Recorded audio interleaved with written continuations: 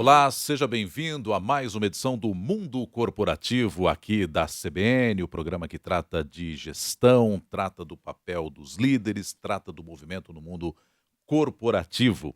E hoje nós recebemos o presidente da Volkswagen América Latina, Pablo Dissi, para conversar um pouco com você, ouvinte da CBN, a respeito de liderança, a respeito de gestão, a respeito do setor automotivo também. Pablo, muito obrigado por atender ao convite da CBN. Seja bem-vindo. Bom dia, Donato.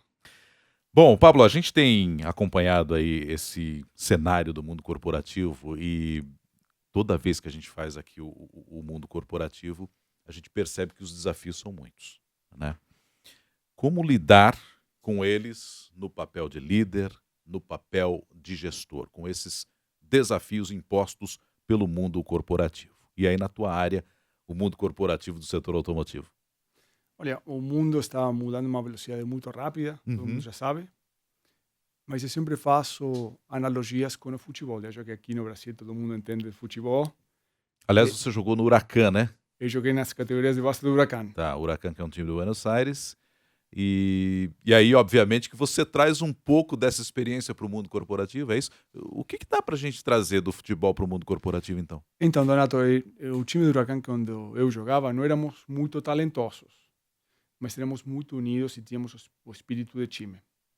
Então, todos nós sabíamos qual era o objetivo, que era ganhar campeonatos, não era ter o melhor jogador.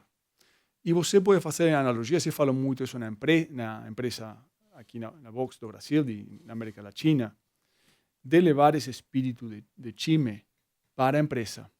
E em grandes multinacionais é muito fácil olhar por áreas, eu chamo de área vertical, área de compras, área de vendas, área de finanças, e não olhar o todo. Então, o espírito de time é ter uma visão 360 graus do negócio, e que todo mundo esteja alinhado no objetivo comum da empresa. E te dou um exemplo muito simples e didático. Quando nós lançamos o Polo no final do ano passado, nosso mix de vendas foi muito melhor do que planejado. Então, para atingir nosso mix de Highline, que é o maior polo, nós tivemos que mudar nossa produção, tivemos que comprar o painel eletrônico mais sofisticado, compras tive que pagar um pouquinho mais. E quando eu olho área por área, ninguém cumpriu essas metas, mas a Vox vendeu mais carros. Hum. Então, eu sempre falo, nós temos que olhar o conjunto da ópera, o negócio 360 graus, fora dos objetivos individuais de cada área. E isso se cria com um forte espírito de time, com senso de urgência e com foco no negócio.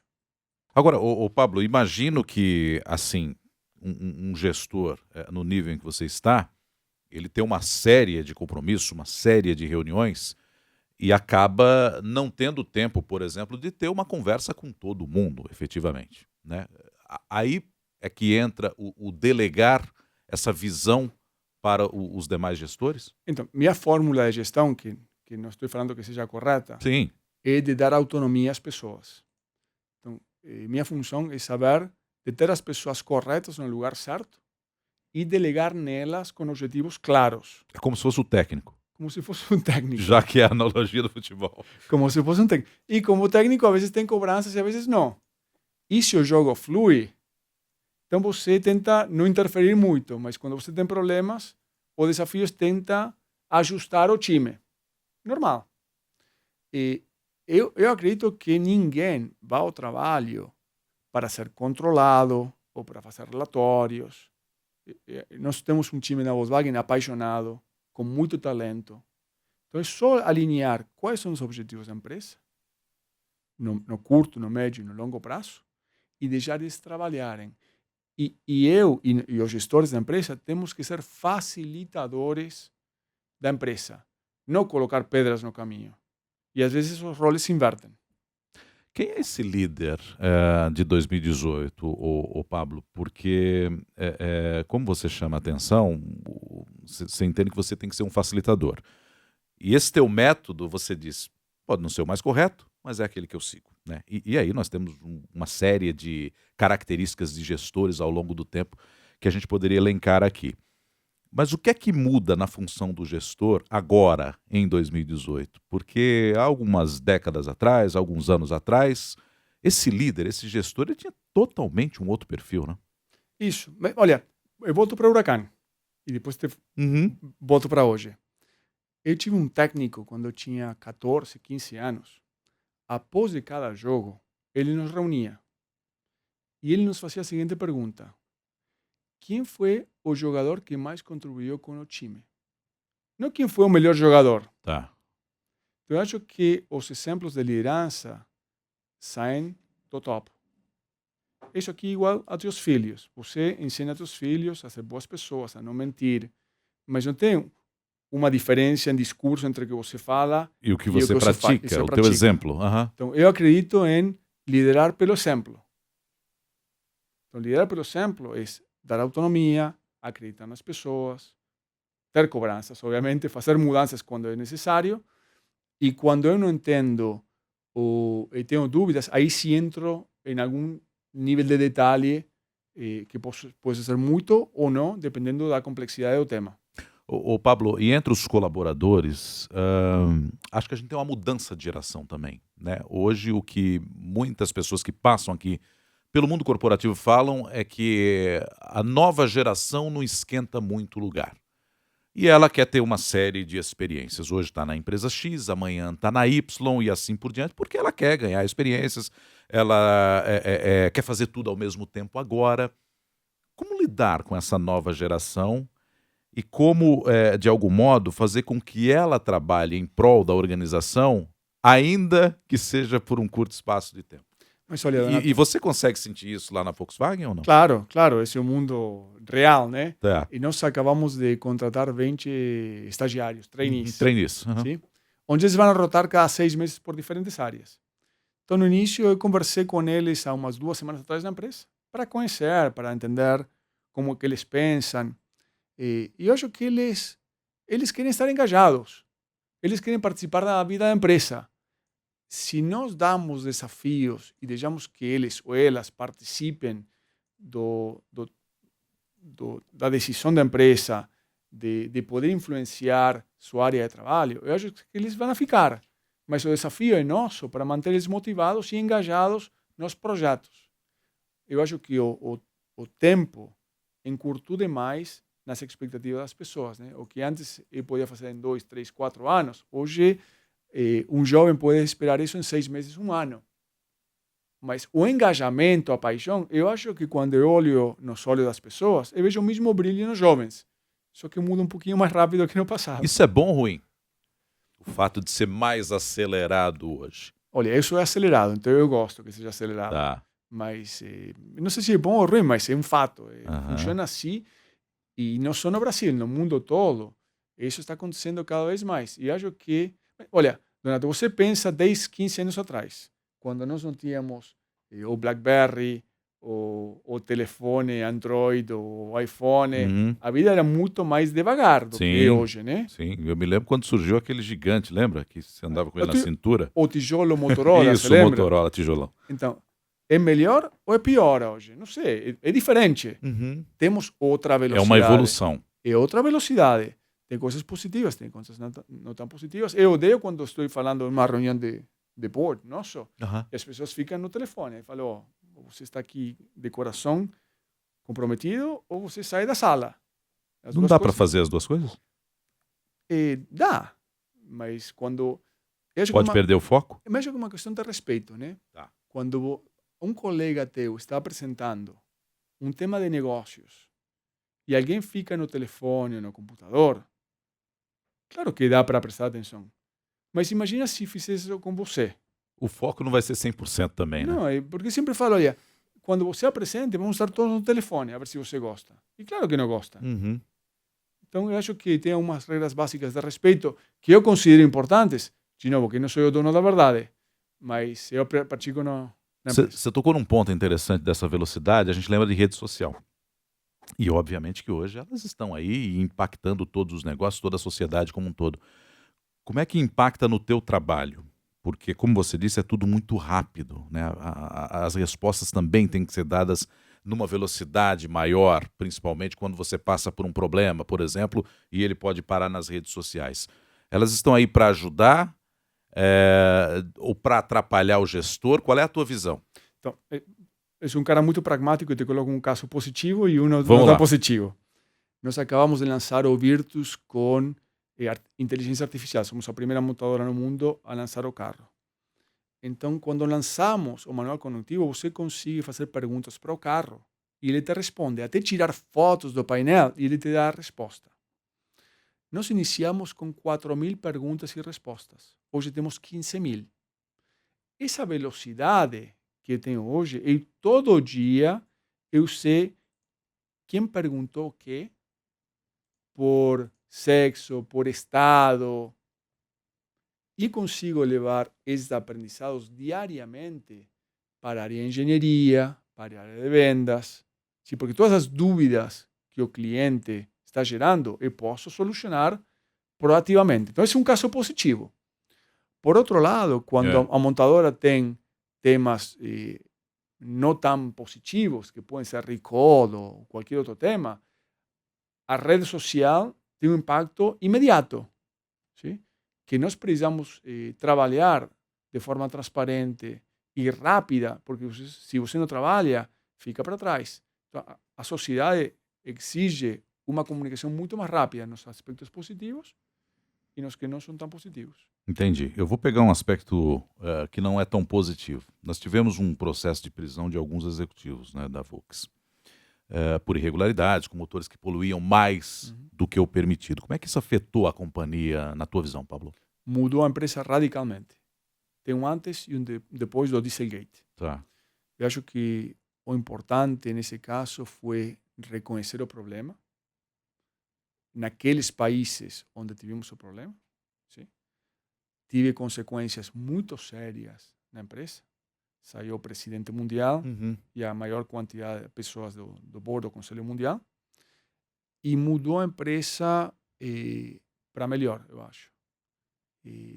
No sentido, eu não estou falando que o Dieselgate foi positivo. Não me entenda de forma incorreta. Eu acho que na mudança... Tirou-se o positivo de um momento ruim. De um momento ruim. Aquelas pessoas que fizeram o erro saíram da empresa, pagaram, tiveram consequências, tanto na Alemanha como nos Estados Unidos ou outros países. E aí começou a gerar uma cultura muito mais transparente, muito mais aberta, que estamos em um processo de transformação. Ainda não fomos transformados. E eu te levo a estratégia da empresa. Até 2015, ano do Dieselgate, nós não tínhamos um objetivo claro do futuro dos carros elétricos híbridos. Iríamos a ter alguns. Quando aconteceu o Dieselgate em 2015, nós mudamos radicalmente nossa estratégia com o novo CEO, Dr. Diz. E nossa ambição é ser o número 1 em mobilidade sustentável. Então, nós já nos comprometimos que por cada carro que lancemos a partir de 2021, vamos a ter um carro a combustão elétrico e híbrido. Então, já começa a mudar a empresa. Então, estamos em um período de transformação onde estamos investindo ao mesmo tempo tecnologia a diesel, a gasolina, elétrico e híbrido, que vai demorar 2, 3 anos para começar a acelerar as vendas dos elétricos e híbridos no mundo como todo. Pablo, daí vem a importância do compliance, que é algo que, de algum modo, aqui no Brasil, parece ter chegado, ou pelo menos se popularizado há pouco tempo, né? Ou seja, eu preciso preservar a minha reputação, mas eu preciso também me controlar internamente aqui. É importante, é fundamental? Compliance é fundamental, mas olha, eu acho que não é fundamental hoje, é fundamental sempre. Né? Então, mas me parece que no Brasil é algo relativamente novo, né? Ou pelo menos as empresas se atentaram a isso agora, depois principalmente do problema com a Petrobras também. Mas ter processos controlados. Eu levo muito a empresa, que nós temos uma empresa relativamente grande, com a administração de tua casa. Tá. Você tem a administração do teu salário, de tuas contas. Você não permite que, sei lá, uma provedora de celular ou de carros te cobre 2 vezes. Você administra a tua casa de uma forma responsável. Na empresa nós temos que ser da mesma forma. E eu sempre questiono os executivos da empresa. Falo, olha, você na tua casa administra a empresa dessa forma? Não, né? Então nós temos que mudar a forma de ver, e o compliance é uma parte da responsabilidade social que nós devemos ter. Mas eu acho que não deveria ser não. É uma prática que é um valor que nasce com a gente, que nós devemos exercer diariamente, que num mundo caótico, rápido, às vezes é fácil de lembrar isso daí. Nós falamos aqui de redes sociais, né, da rapidez. Falamos desse problema em nível mundial da Volkswagen. E você citou um exemplo negativo também. A minha pergunta é a seguinte: qual é o exemplo, ou o que é que a gente pode falar para o gestor que nos acompanha nesse momento, a respeito do momento de crise? Como é que você pode gerir uma crise? Porque, como você disse, a empresa passou por um problema, conseguiu resolver, você entende que sai mais fortalecido desse cenário. O que é fundamental no momento de crise? Como é que o gestor deve tratar? É a transparência? Ir direto ao ponto e já resolver? Qual é a tua visão para gerenciar um momento de crise? Tá. Minha fórmula, que não é uma. Exato. Mas é uma delas. É uma delas. Primeiro, eu acho que países como Brasil, Argentina e América Latina são excelentes escolas, porque nós, infelizmente, passamos as crises quase que por ano. Uma variação de mercado de 15, 20, 30% ano a ano não é normal no mundo europeu, americano, e aqui acontece quase que todo ano. Né? Uhum. E o que eu aprendi ao longo dos anos é, primeiro, a manter a calma. Sim? E quando eu vejo tanto o que aconteceu no Brasil nos últimos anos, ou na Argentina recentemente, é super importante manter a calma e ter as ideias claras. Segundo, é focar nos drivers do negócio. Quais são os 3 ou 4 pontos fundamentais do negócio que podem fazer a diferença para a empresa? Porque se nós temos mil objetivos, não vamos a fazer nenhum. E numa crise, você precisa focar nos problemas de fato e não em todos os problemas da empresa. E te coloco o exemplo do Brasil. No final do ano passado, quando eu assumi a posição da Vox na América Latina, eu não sabia, e ainda não sei, o que vai acontecer no processo eleitoral do Brasil. Claro. Mas a única certeza que eu tinha é que a volatilidade cambial iria ser muito. Então, nós preparamos a empresa para não sofrer com essa volatilidade cambial. Que ocorre hoje. Que ocorre hoje. Por acaso. Mas nós nos preparamos, há um ano estamos nos preparando. Tá. Então, quando eu te falo desses drivers, tenho que começar no macro para ver como aplica esses macro eventos na economia da tua empresa. Em cima disso, tem uma pergunta aqui pelo Facebook do Ismael. O novo governo poderá impactar a economia e nas vendas da indústria automobilística? Pergunta aqui o nosso ouvinte pelo Facebook. Claro que sim. Eu acho que o governo fez uma boa eleição no Rota 2030, Tá. que nos dá regras claras nos próximos anos. O que é o Programa 2030? Obrigado. Programa Rota 2030. As montadoras se comprometem a algumas metas nos próximos 12 anos de segurança veicular, eficiência energética, com redução do IPI quando seja atingido, e com investimento em pesquisa e desenvolvimento aqui no Brasil. Então, isso já gera efeitos positivos para contratar pessoas. Sim? Na Vox já estamos contratando pessoas em alguma de nossas fábricas aqui no Brasil. Então, isso tem um impacto positivo. O que nossa indústria está muito relacionada ao crédito. E dou muito crédito à Fazenda, Ministério da Fazenda e ao Banco Central do Brasil por fazer um grande trabalho na redução da inflação e dos juros.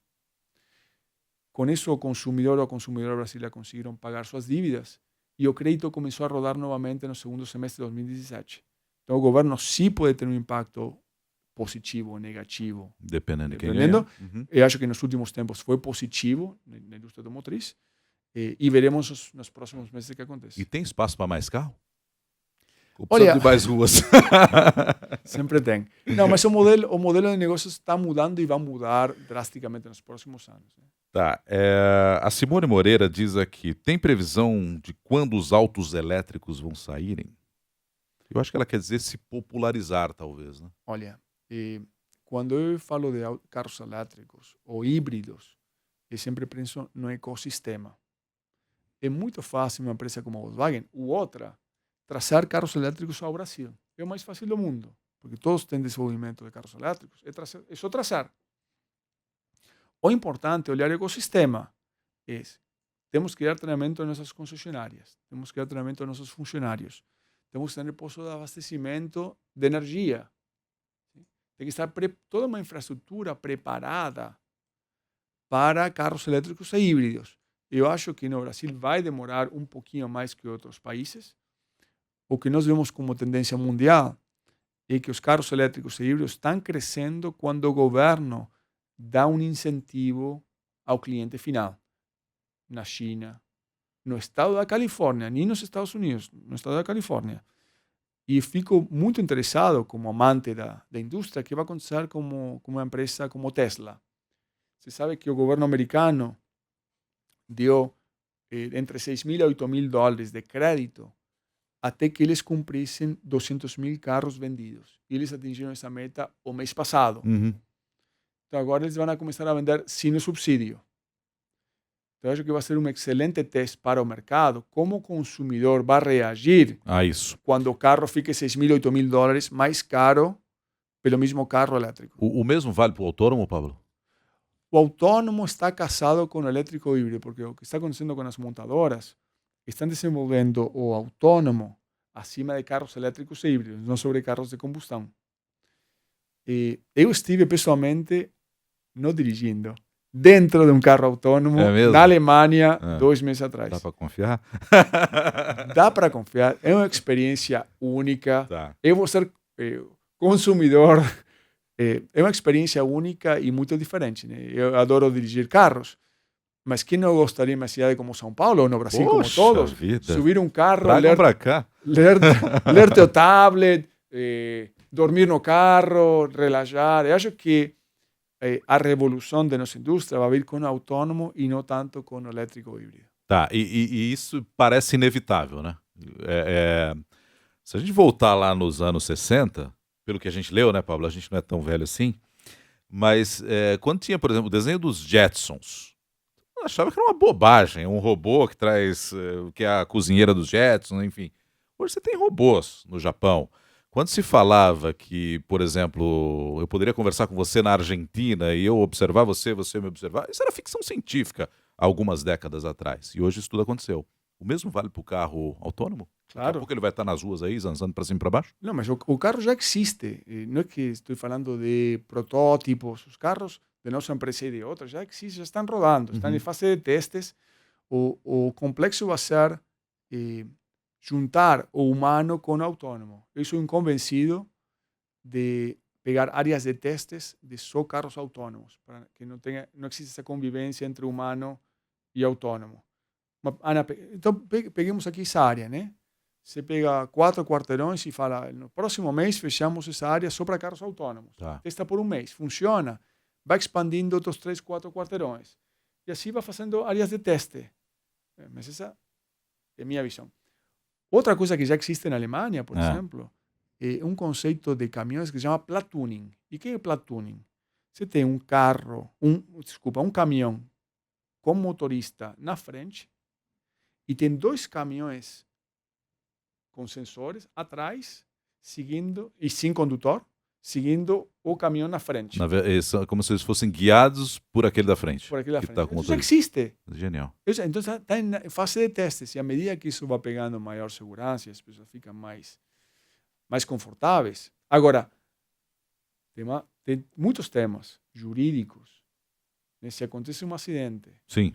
Quem é responsável? Quem é responsável? Então, eu acho que é um caso exemplar, que a tecnologia está indo muito mais rápido que as leis. Então, a lei vai ter que ir acompanhando país a país. Pois é, mas é muito, no primeiro momento, para quem é leigo, é muito ficção científica.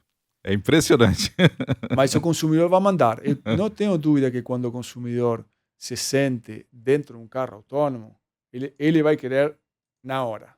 Agora, quando há um lançamento, você falou do Virtus, né? E você falou que são 20 lançamentos novos no Brasil, né? Nos próximos 3 anos. Nos próximos 3 anos. Quando se faz um lançamento de um novo modelo, o que é que se busca? O que é que a Volks busca, por exemplo, no consumidor brasileiro, falando da Volkswagen? Então, primeiro, nós como Volks regionalizamos a empresa. Então, todo o desenho já é feito aqui no Brasil por desenhadores Para a brasileiros cara do brasileiro. para cada Brasil da América Latina. Tá. Então, quando nós fazemos o desenho, fazemos pesquisas clínicas, chamadas, com consumidores brasileiras e de outros países, aqui em São Paulo ou em outros estados, e perguntamos, você gosta, você não gosta, e vamos mudando o desenho de acordo ao que gosta o consumidor. Você sabe quais são os principais atributos por que um brasileiro compra um carro? Não. O que você acha? O número 1. Número 1, a facilidade para se deslocar. Número 1, desenho. Desenho, né? Número 2, conectividade. Tá. E número 3, preço. Tá. O preço em terceiro? Terceiro. E infelizmente, mas eu acho que isso vai melhorar, infelizmente segurança ainda não chegou. Tá. E nós, como Vox, nós fazemos todos os carros Latin NCAP 5 estrelas, que é a maior nota de segurança para adultos e para meninos, meninas, e para pedestres.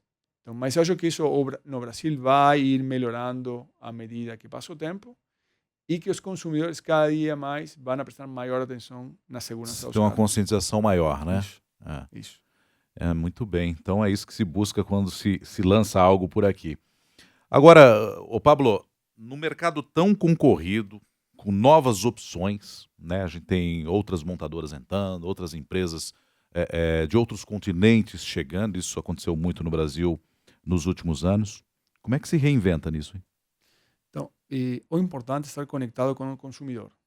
Nós só existimos porque existe um consumidor do outro lado que deseja um carro Volkswagen. Então, é muito importante ter essa ligação, que nós começamos recentemente a fazer essa ligação com o consumidor, e testar os conceitos. E para isso você precisa de maior velocidade. E voltamos ao tema da velocidade. Não somente estamos desenhando os carros aqui no Brasil, também todos os painéis, a TV digital do carro, também desenhada por engenheiros aqui no Brasil. E são testados.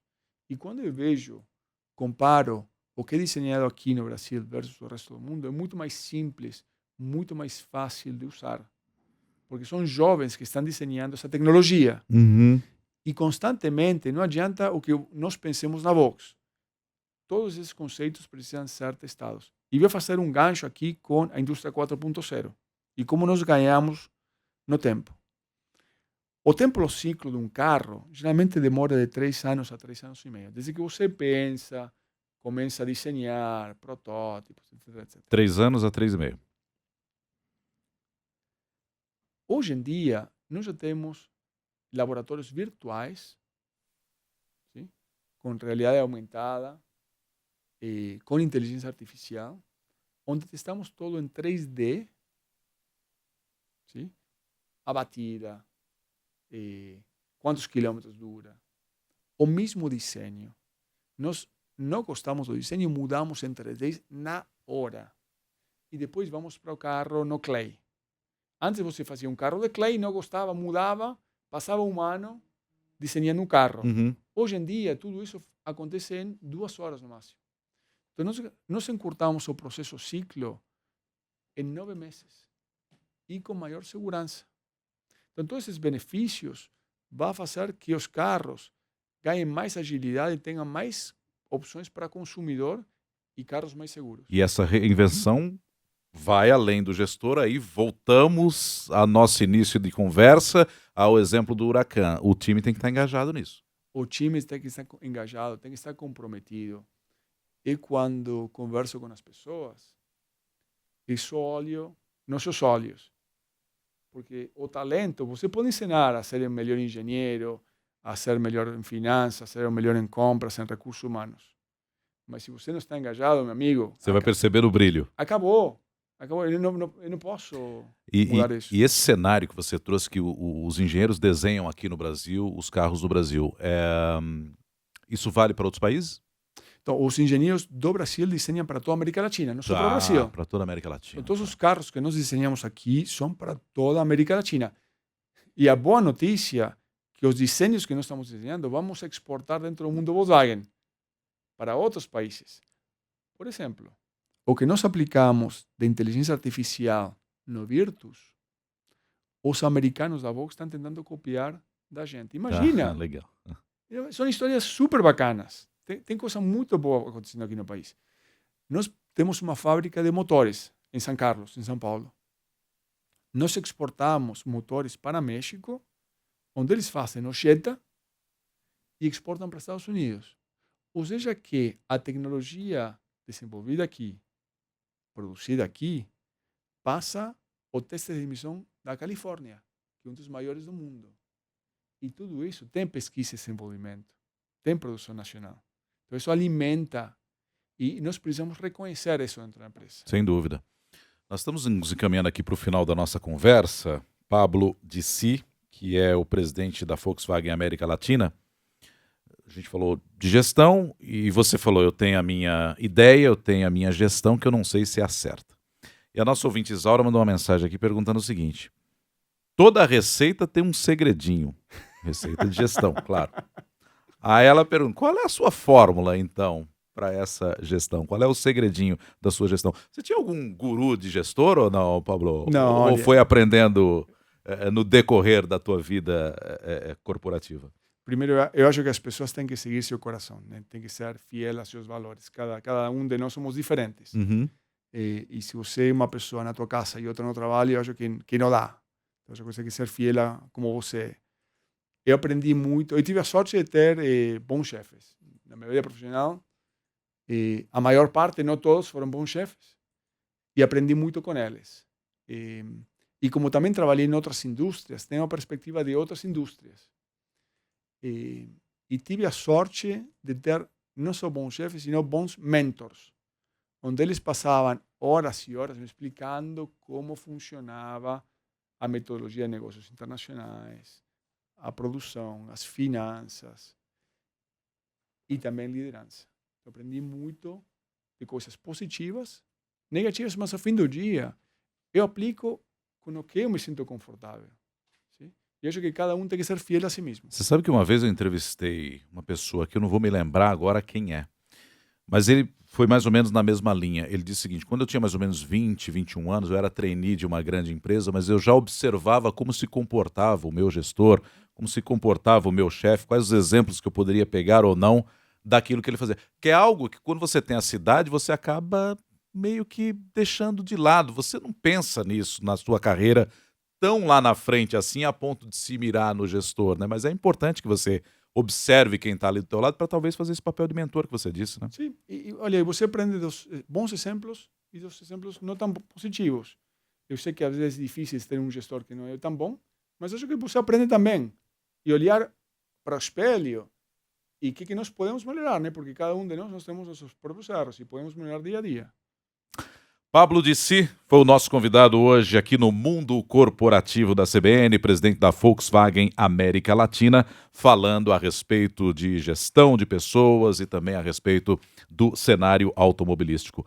Pablo, muito obrigado por comparecer ao nosso Mundo Corporativo de hoje e até uma próxima. Renato, até a próxima. Obrigado. E obrigado a você que nos acompanhou aqui pela CBN, no Facebook e também pela internet. Até a próxima.